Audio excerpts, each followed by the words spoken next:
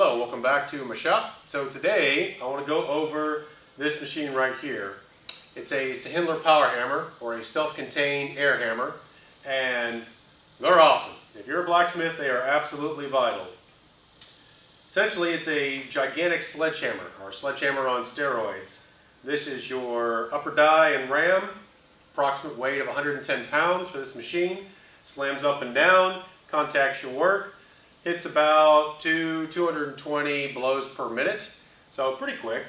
And this machine has been discontinued for a few years, but I just found out recently that Sahinler is going to remake these. So they're going to remake them, put them back out into the world.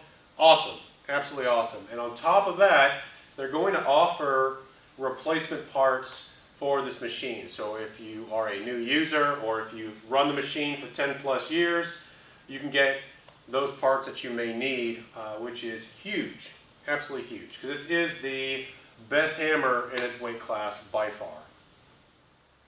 These hammers are fairly compact. So with the base, measure these here, 30 inches by 50 inches in length, and it's my height. So let's check it. So 30 inches by 50 inches by 72 inches, or 6 feet tall. One thing with Sahinler, which is a unique feature for these, is the way that it's lifted and moved around in your shop. So when you want to lift this off your trailer, or if you want to move it around your shop, instead of a lifting eye on top of the machine, what they've done is they have this hole here, and it accepts a piece of 1-inch bar, some solid round bar that you have lying around, and that's your lifting eye.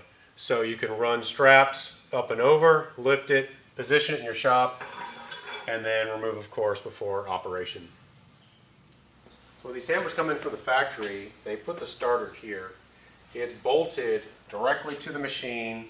It's got your on-off switch, all your electrical components inside, and I found that to be a problem because the vibrations can damage it. So what I did is just unbolted it, 2 bolts, and I built a post for it, a stand for it, which isolates it off of the slab that the hammer sits and away from the vibrations that the hammer produces. So I would highly recommend you do the same. It's going to make your starter last a lot longer. So since changing that out, I've had no problems in the last 10 years of use, versus the first year of use, the starter failing from vibration damage. So something to think about. So one thing that's really cool with this hammer is the power requirements. So you can run a 7.5 horsepower or a 10 horsepower motor on this machine. Mine's 10 horsepower Baldor motor. It can be repaired. It's been a great motor the last 11 years. You can also run 7.5. It's single phase. It runs off a 220 50 amp plug, so you don't need a rotary phase converter, an additional motor, or a 3-phase to power this machine. So it's great. I mean, it allows smiths that have power constraints or are in a garage, they can still operate this machine. You can operate up to 10 horsepower on a single phase power source. So terrific. So it's kind of hard to see, but in front of your motor are your belts, your drive belts. So they're cogged, notched V belts here. There's 3 of them. And you want about 1/4 inch deflection if they're properly tensioned. And then it should work fine. If they're slack, if they're loose, then your hammer is going to be very sluggish. So you just have to unbolt your motor, re-tighten everything, and then it should work properly. So these hammers consume oil to stay alive, essentially, as part of their operation. They have power that runs it, but it always has to stay lubricated.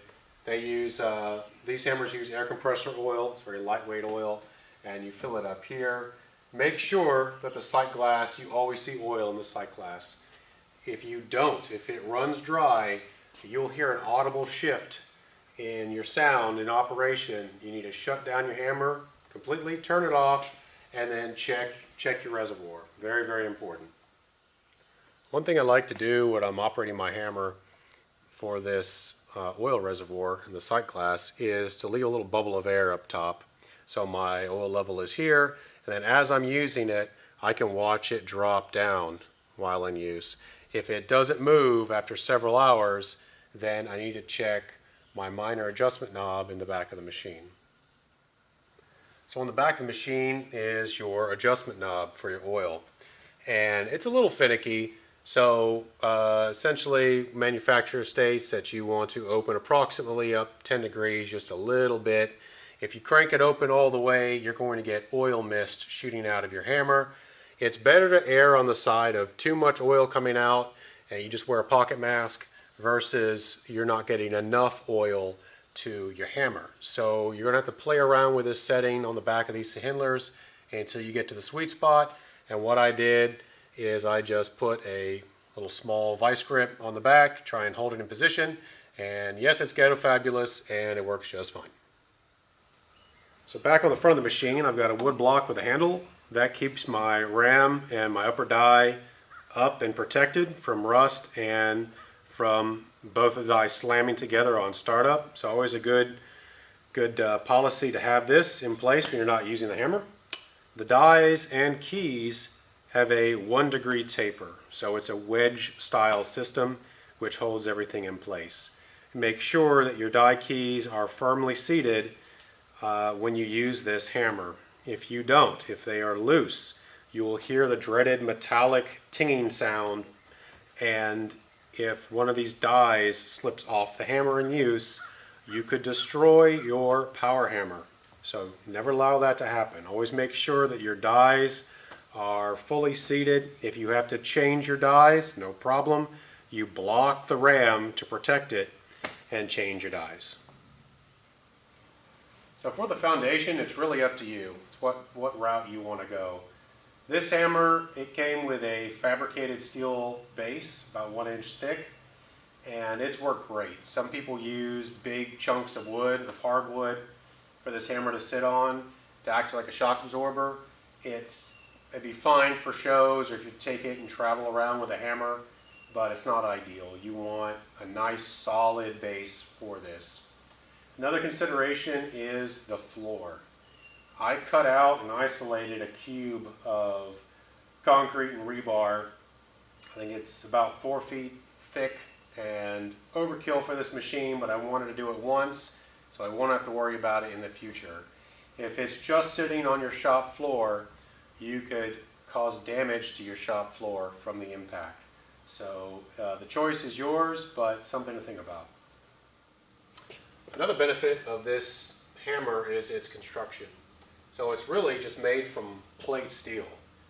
You've got your external bolts that hold the internals together, but it's not made as one cast form, which can then fail with cracks forming that you have to braze or weld to fix. So that design feature is really cool with this. It definitely makes things more trouble-free. All right, to operate the hammer, it's very easy, very easy. You got your on-off switch. Think of it like operating a vehicle. Okay, you're driving your car. You've got your key in the ignition, your on-off switch. Push that button, the hammer's going to now cycle up, start making noise. The motor's going to start turning that flywheel internally, but it's not doing anything because you're in park. Okay, it's in neutral. This lever here, roll it forward. Now you're in drive. This die and ram here will start cycling on its own. It'll start hovering here, okay, as it's exchanging that air. It's not going to do anything until you press this bar here. This is your treadle, right? So you move your block out of the way, put it out of the way. Your treadle controls the intensity of the blows. So a little bit of pressure is going to give you light blows.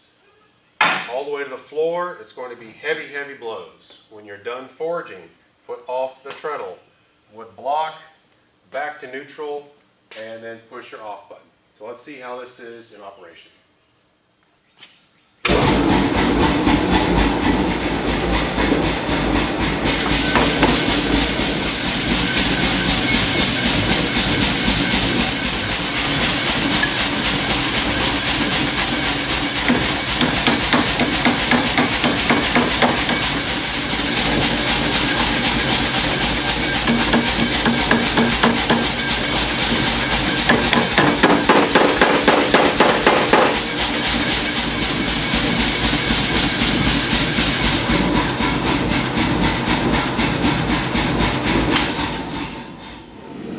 Alright, let's have some fun.